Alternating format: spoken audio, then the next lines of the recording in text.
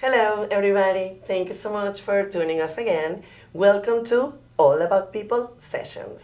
My name is Irene, and I am the Culture Ambassador here at Imperiall. Today, we have a very special guest with us. Her name is Helen Morales. Hello, Helen. Hi, Irene. How are you, everyone? Looking forward to our conversations today. Thank you so much for being here with us today. Helen Morales is the Grant Coordinator and Assistant to the VP of Grants and Community Investments at Rhode Island Foundation. So, first of all, I would like to ask you, how was the beginning of your story? When did you come to the United States? Where are you from? Please tell us a little bit about that. Perfect. I will share a little bit about me. I am from Guatemala. I came 12 years ago, and then I did all my education in my country. I came with that mentality that saying, okay, let me see what I can do, but like English wasn't my first language. So I had to really go through different processes in my life. While I was here, I was able to start, like most of our immigrants that come from our country, I started working in a cleaning company. And after that, I moved to a factory. But while I was working at this, I also went to school, right? I did different programs to help me with my English. I also attended CCRI, who helped me with my professional career at the same time. So after I had my baby, while I was working in the factory, I decided to really look in and start using my education that I did in Guatemala. And I found a position in Craigslist, Craigslist by then, at the Guatemala consulate. So that is when my passion to really help my community started.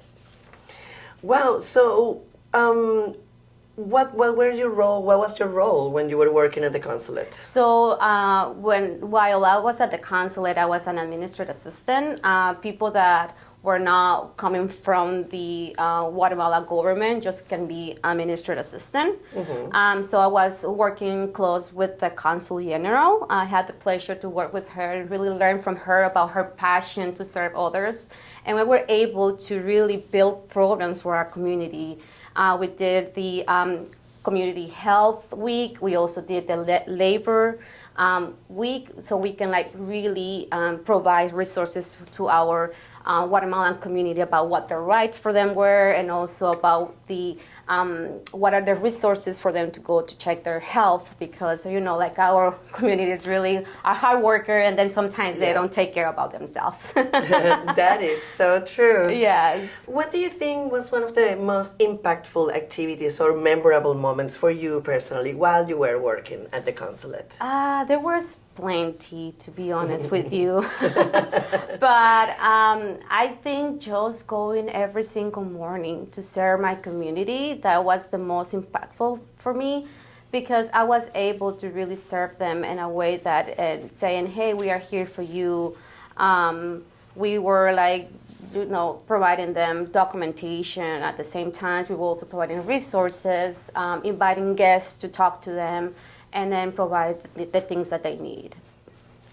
Wonderful. That is such an important thing, to have a connection with your community. Exactly. And to be able to help them, that is priceless. Yeah, it is priceless. You learn from people, and then that's how we were trying to look for resources for those. Hey, we have this situation in this community. So when the council heard about that, we were like, hey, let's just check with other leaders in our community what we can do for these people. So that's when you work together with others, you can find solutions to those problems. That's the most important thing here.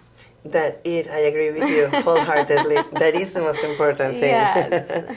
And so you attended CCRI here. Yes, I did. What did you study? I did my English classes. I took my English classes in there.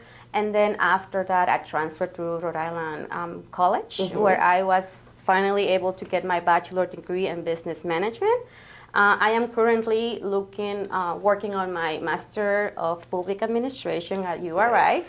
So I continue moving around. I continue moving. I never, I don't like to just stay quiet. Yes. I like to continue moving to myself and prepare for a better future. You know, that's all we want. Of course, of course. And do you think your work at the Guatemalan consulate has influenced your career path? Oh yeah, of course, definitely. Like I said, I'm really passionate about my community, and that's why I am where I am right now, working for the Rhode Island Foundation. I have the opportunity to really oversee all the different areas of needs that are in our community, because we serve different sectors. We serve the health sector, we serve the workforce, the business, the education. So I am really glad what I am right now because of the passion that started at the consulate. Yeah. I have been able to work in different sectors, such as urban ventures, who was like really taking care of micro businesses. Now we were able to define who micro businesses were.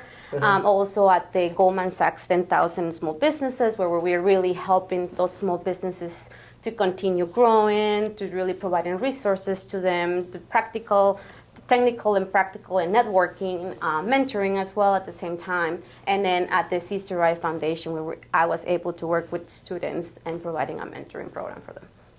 Wow, it sounds like you've done a lot of things. Yes. And they all sound very rewarding. Yes, that's the most important part for me, like really seeing others, with people that I work, seeing them continue growing, then doing and following the path, the goals, and that's really rewarded for me. That's the best prize. It is the best. I agree with you. So tell me a little bit more about when you were working in Urban Ventures. Sure. What was your role there? I've never heard about that before. Yes. So I was very impressed to find that you were pairing entrepreneurs Yes. with people that were like giving out grants. Was that what it was? So Urban Ventures is a nonprofit organization that serves micro businesses. They are the one who provide technical assistance to the businesses, or anyone who would like to start a business, anyone with an idea. So they come to Urban Ventures and they meet with the director and as well as myself. By then it was J.R. Neville, but then now they have a really great team. So we were like meeting with this person and say, okay, I have this idea. I want to start implementing this idea. I want to start growing and making like job opportunities in my community, things like that. So we're going to be meeting with them and then create a growth plan or a business plan. So we were like working with our volunteer board members who are also our volunteers. They also serve them as mentors for these micro businesses, we'll say it like that. And we, as like I mentioned it before, we as a nonprofit organization were able to identify who micro businesses were in the state of Rhode Island. Oh, wow. So we can put resources to them. So we can create micro loans, micro grants, so they can continue helping, and those resources can help them to continue to grow. Wow, so it was a combination about education Yes. and funding. Correct, and trainings at the same time. Wow. Yes. Amazing. Can you share how your experience at Urban Ventures prepared you for your current role at Rhode Island Foundation? Sure, working directly with our community. Urban Ventures is located in a really known well community in Providence, which is Broad Street. Really experiencing what are the needs in our community helped me understand and prepare me for the future careers, like the future path that I have. Because after I moved from Urban Ventures, I went to the Goldman Sachs 10,000 Small Businesses program, which we were like helping small businesses, because you become first a micro businesses and then you move to a small business. And that's how it prepared me for all my future path, working directly with the community, knowing those leaders, knowing what's happening. So now I have that benefit on my side, knowing those that really are working and passionate about helping those in our community, helping build the person who I am right now at the Rhode Island Foundation, knowing what the needs are in there. That is so wonderful. I didn't know there were micro business and then small businesses. Yes, that's the difference. That's what I was saying. Like Urban Ventures was able to really pass a bill would identify who micro businesses are, and then so we can allocate resources for those micro businesses. Wow. Yes. So you guys actually created that term. Yes. Amazing. Former Senator Juan Pichardo, that's what we work with. Wonderful, Yes. incredible. Well, on behalf of the community, thank you. Oh, thank you. When I was reading about what you were doing at Urban Ventures, you talked about something called equity first focus approach to business development. Yes. Could you tell me a little bit more about that? Yes, so now we have a diverse community in Rhode Island, and then we want to make sure that those resources also are allocating for those minority businesses to be equitable. And then that's why was important for us to identify who micro businesses were, which are having 1 person to 10 persons and have a business of 100,000 or less. So we were able to identify them, so there could be grants for them. So it could be loans for them, and then it could be resources for them. So it could be equitable for everyone here in the state of Rhode Island. Amazing. Yes. Wonderful. Wow. Thank you. And on a more artistic and cultural Yes. side of you, Oh yeah, I love that. I saw that you worked as a volunteer for the PLAF, for Yes. Providence Latin American Film Festival. Yes, yes. So this film festival happens on September. We really, the organization bring artists, and also they invite artists from different part of the Latin American. We film festivals from different parts of the country that are Latin American, really engaging those cultures, making sure what we can also are capable to do. So it is a great festival that they do every September, and then just making sure that we really film and then pass those movies with our community, right? Yeah, that's amazing. Yeah, and then we invite those filmmakers too, and then they are able to answer any questions. We also invite people from our community, students that also are taking classes to become filmmakers, to ask those questions to the persons that are in there. Wonderful. I had the joy of being able to attend a couple of screenings. Oh, really? Right before the pandemic. Oh yeah, with you attending the one that Oscar. I went to Brown University Yes. they were showing some Venezuelan films. Yes. And I was very excited to be able to see a Venezuelan film in my new city because I just moved to Providence. That's great. And then it was finding- really access to the community. We didn't charge anything to I the know. community, so we were making sure that we were able to pass the films were in areas that our community had access to it. That was one of the things that moved me the most. Yes. I was like, and this is free, and Yes. anybody can come, and there's subtitles. Yes. So even somebody that Yes. doesn't speak Spanish Yes. can come and enjoy the movie. So that was for Yeah, me, it was really access to the amazing. community. We also did it with Bryan University. They also they are really good supported for for Providence Film Festival. So yeah. So you were mentioning in the beginning that you used to work in a factory. Yes. and while you were working there, you were studying at the same time. Correct. What kind of advice would you give someone that would be interested in following kind of like the same path as you did, like community service or philanthropy? What will, according to your experience, what would you like to share with people? I will say if you are passionate to help others, that is the first step. And then after that, just really concentrate about what you want to accomplish. I really like to help others. I really like to motivate others. I really like to see others succeed because that's what we all are about. We are here just for a period of time, and if you can make anyone else to become a better person, I think that's all that you need.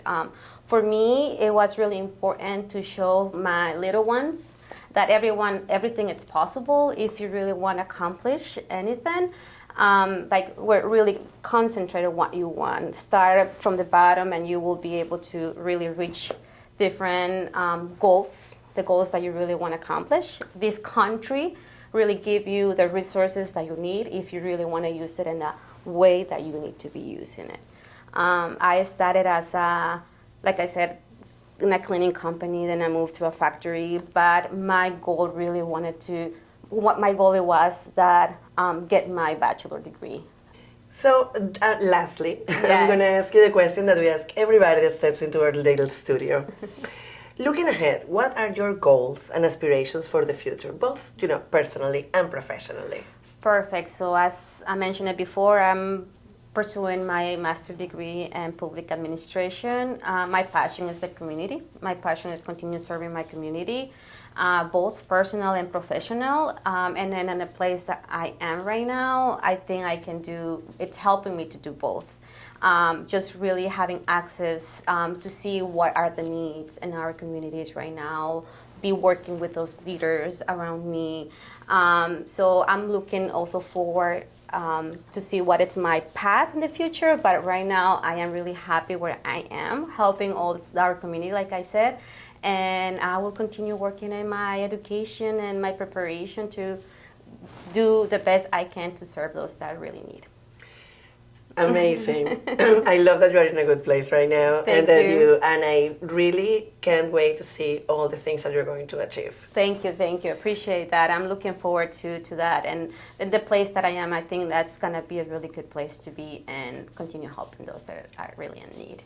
Amazing. On behalf of all the community, thank you so much, Helen. Thank you. And thank you so much for being with us here today and giving us some. I know you're very busy, so I really appreciate you taking the time out to come see us. Thank you. And then it's my goal to really inspire others to continue pursuing the goals. Like I said, it's not easy, but when you make those goals, when you accomplish those goals, it's when you really feel that success. It's different for everyone, but I mean, it's different for anyone. But if you do baby steps, I think those are the most important steps that you will do. I agree. That's great advice. Thank you. Thank you, Helen. Thank you for the time. And thank you for watching this video. We'll be back with a following interview. And thank you so much again for tuning in our All About People sessions. My name is Irene, and I am the Culture Ambassador of Imperiall. You guys have a wonderful rest of your day.